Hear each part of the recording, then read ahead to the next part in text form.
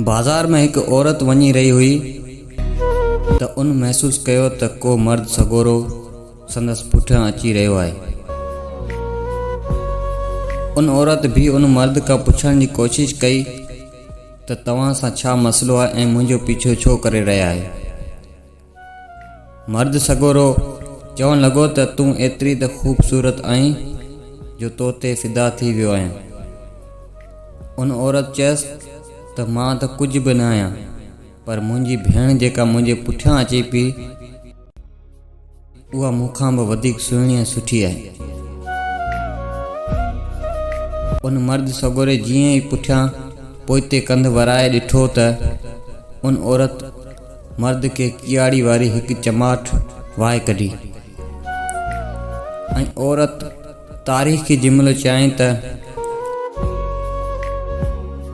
जेके फिदा थी वेंदा आहिनि उहे पोइते कंध वराए नाहे ॾिसंदा।